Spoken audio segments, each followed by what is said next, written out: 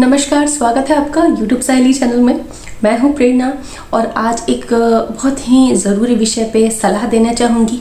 विषय बहुत ही महत्वपूर्ण है, गर्भधारण से जुड़ा हुआ है, आपके सावधानियों से जुड़ा हुआ है कि छोटी मोटी गलतियाँ हमसे जीवनचर्या में होती रहती हैं और वो ना किसी किताब में लिखी होती हैं और ना ही कहीं बताई जाती हैं और ज़्यादा प्रचलन में नहीं है। ये बातें हमारे चर्चा का विषय नहीं होती हैं, इसलिए इन पे अवेयरनेस कम है, जागरूकता कम है।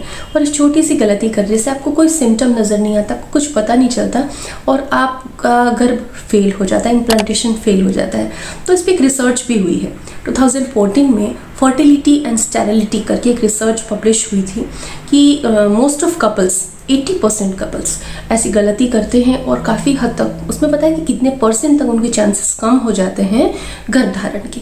तो आइए हम डिटेल में जानते हैं कि ओव्यूलेशन से 3 दिन बाद से 9वें दिन के बीच अगर कपल्स इंटरकोर्स रखते हैं तो 40% तक चांसेस कम हो जाते हैं इम्प्लांटेशन के, क्योंकि ये जो समय होता है, ये जो भ्रूण, जो अंडा और एग और स्पर्म फर्टिलाइज हुए हैं, जाइगोट बना है, वो बच्चेदानी की दीवार में एक छोटा सा गड्ढा बना के आरोपित होता है, जिसको इम्प्लांटेशन कहते हैं।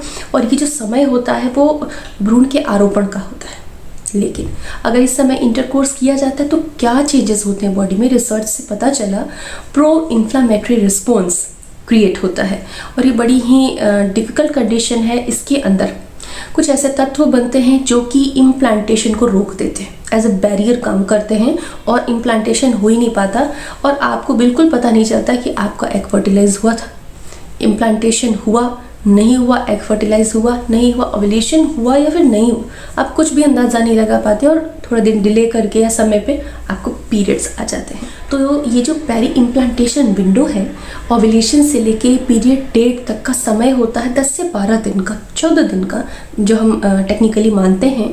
इसमें इंटरकोर्स से बचना चाहिए ताकि इम्प्लांटेशन का प्रोसेस बहुत ही सरल हो सके और बहुत आसानी से हो सके। इस समय तनाव से बचना चाहिए, खुश रहना चाहिए, घर का पौष्टिक खाना खाना चाहिए, नींद अच्छे से लेनी चाहिए, लेकिन इंटरकोर्स से पूरी तरह बचना चाहिए, जो कि एक जनरल सलाह भी है, बड़े बूढ़े भी देते हैं और रिसर्चेस भी कहती हैं कि इस समय आपको थोड़ा सा डिस्टेंस रखना बहुत ज़्यादा ज़रूरी होता है अगर आप गर्भधारण करना चाहते हैं।